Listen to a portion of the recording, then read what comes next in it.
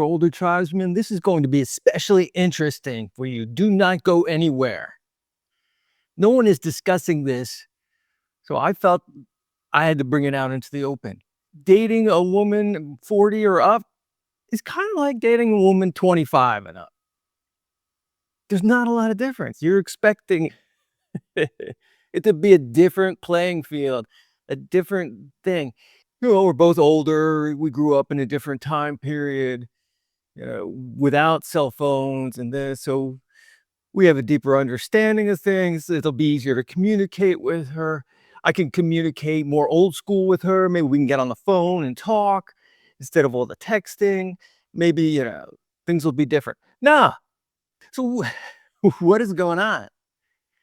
Why is communicating and dating a 40, 50-year-old woman, why does it feel like, oh my God, I'm doing all this stuff that 25-year-olds are doing with the ghosting and the texting and the playing and the pushing and the pulling and all that stuff. Why is that happening?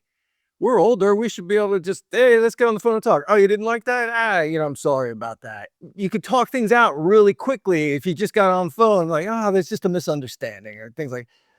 But today's world, that's not what's going on. You're dating a woman who's 40 and you text her, she won't, oh, she's insulted by what you said and you did this and that. It's just, it's like dating a girl in her 20s. I don't hear much difference between the stories of my 40-year-old tribesmen and my 25 to 30-year-old tribesmen.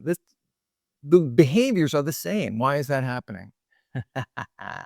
Why are we all running into this? Why is it no better? Oh, we got some maturity. They're 35, I'm 40, I'm 55. Got some wisdom. She's got some wisdom. We could talk. It's going to be easier. Nah, nah, nah, nah, it's not. What is the deal? Why is this? We getting this youthful way of communicating and having a relationship with women in this age group, in this older age group. So I have theories, of course. I have theories. And I think a lot of it comes down to this. We've got a lot of single parent households where the woman is raising her daughters. It's not always daughters, of course. And she is the bestie of her daughter. She's part of the crew. She's going up on the weekends to visit her in college. She's hanging out with the girls and she's getting tats with their daughter. It's all this kind of stuff.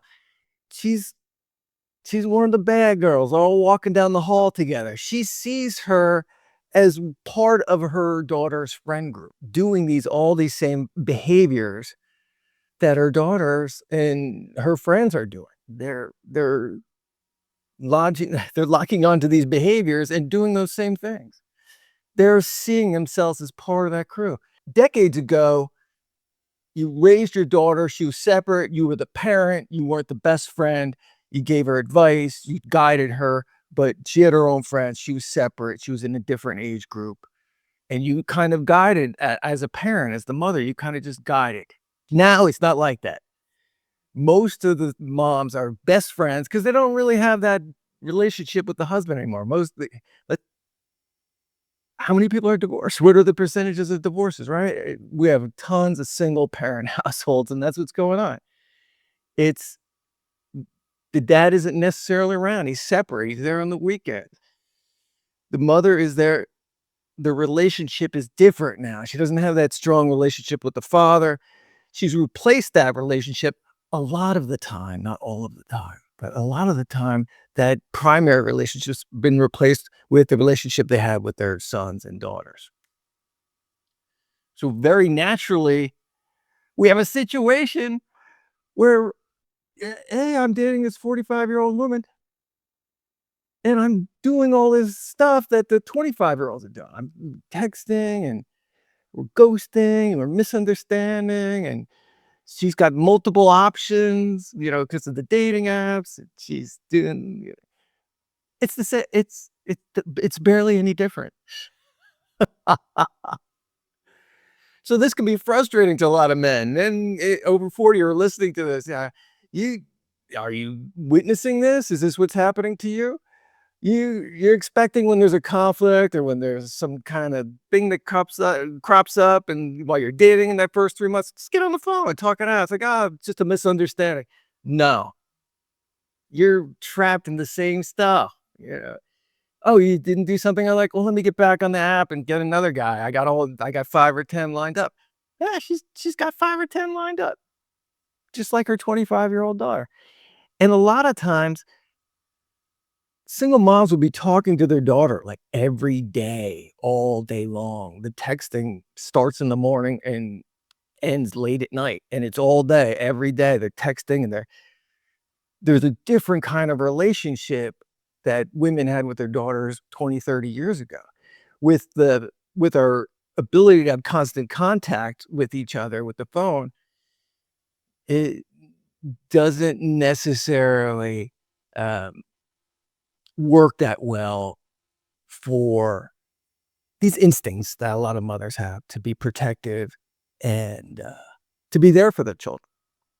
It's kind of, in my opinion, a little too much, and the daughter and sometimes the sons, they never get to develop their own personality because 'cause they're in constant contact with that mother.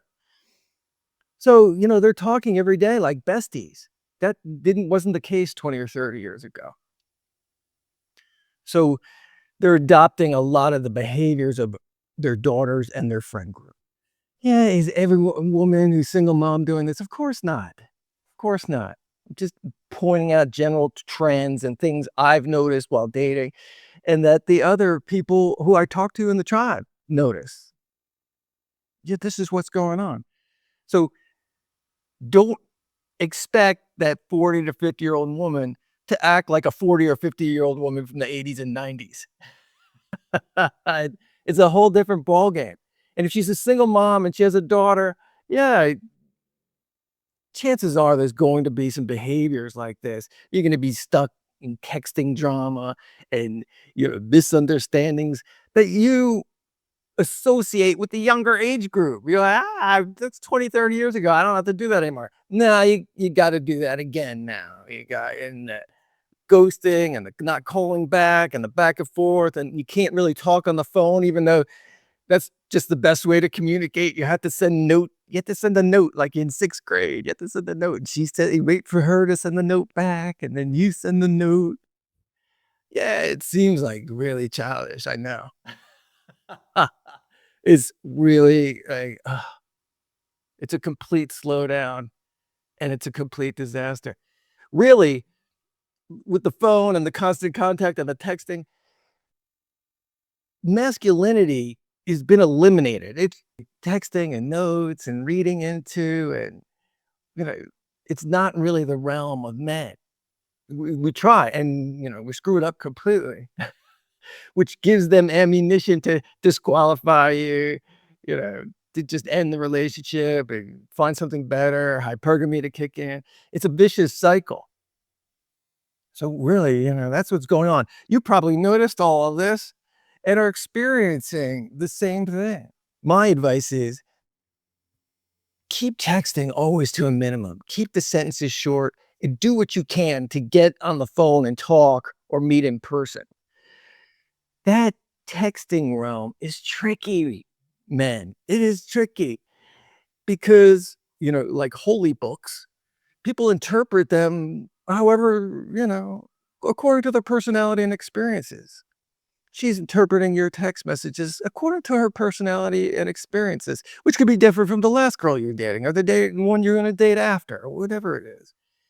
It's subject to interpretation, whatever is written.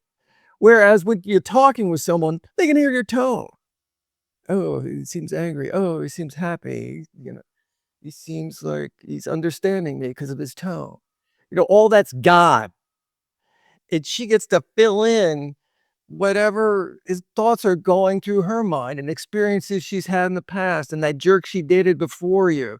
And he's probably doing the same thing, this new guy, and she's reading into the text messages and you don't really stand a chance. Unless she has a really good attitude and she's really well adjusted and she doesn't have all these experiences I'm talking about in this video. Yeah, that's what's going on. You have to deal with it. So keep texting to a minimum. Keep your texting short. It's tough because they will suck you in to a conversation through texting, and it's just a minefield. The more you can avoid that, the more you can use texting as a way to get to the date, to get to where you're gonna meet up and use it like that. And I've said this in videos before, keep it under 3 sentences in your texting. Less, less, less is more.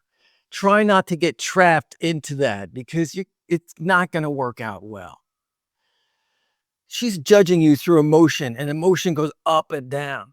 So one text you write one day, it's gonna be fine. The one and then if you wrote that another day when her mood and her emotions were different, you're a jerk and you're gonna ghost it, and she's gonna talk to one of these 3 other guys who were calling. So,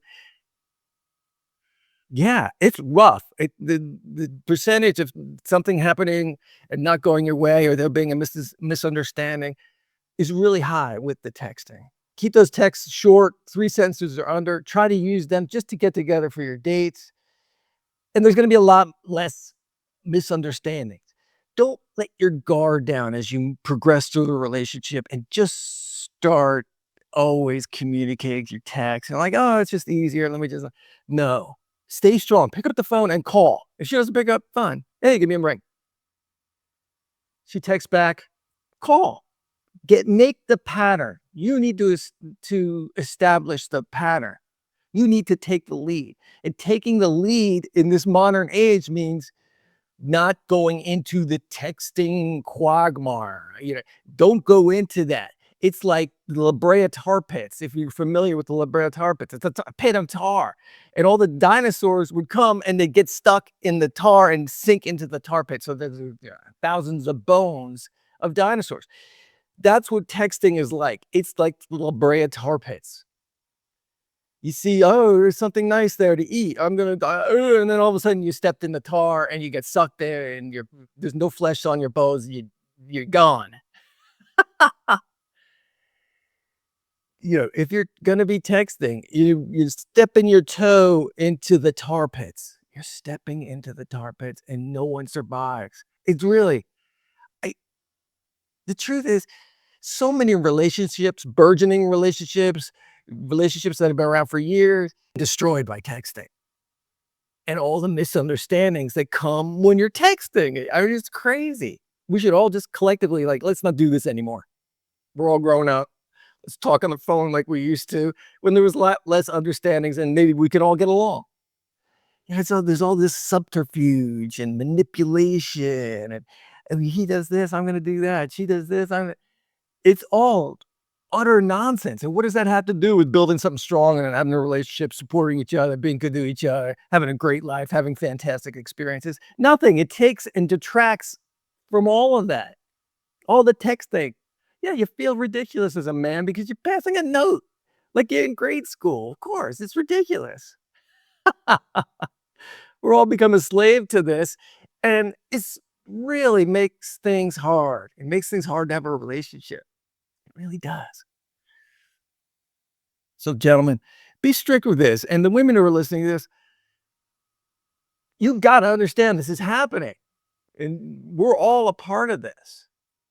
So, the less you can text too, the better. I think you're going to be a lot happier too. I think your relationships are going to be a lot easier if you pick up that phone and talk to someone. It's nice to talk to someone, it's nice to hear their voice. I'm like, oh, I'm applying tone to someone's text messages. How is that going to work out? It could be this, it could be that, it could be a million different tones. It is just the worst form of communication, and men are trying to adapt to it, and we're failing. Some guys can do it, maybe. They think they can do it, maybe.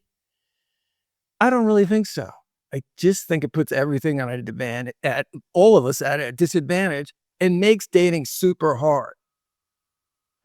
So I realize I covered a lot during this, but I think it's all connected. The texting, the single mothers who are super bestie friends with their kids and how that plays out. Combine that with the texting and the misunderstanding and wow. Yeah, it's a tough one. So hopefully this advice helps you navigate these situations. It's really important, I think, to keep texting to a minimum and get up on that phone and just using it as a way to get together and to be strict about that. Don't let your guard down. Ah, things are going great with Susie. Things are going great with Stacy.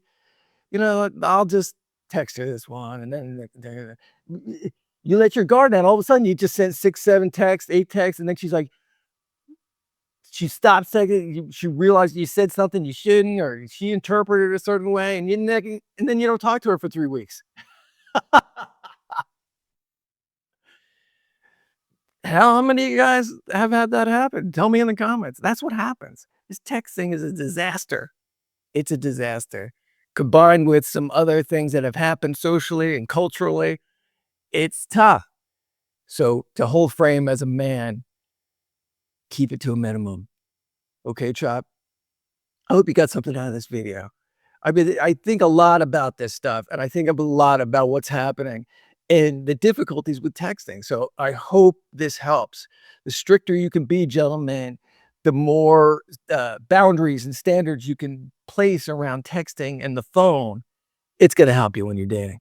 I really, truly believe that, and I wish everyone the best with that. All right, share your thoughts in the comments. Subscribe if you're liking this video and the content. We love having you around. Hit that bell for notifications, and we'll see you in the next video.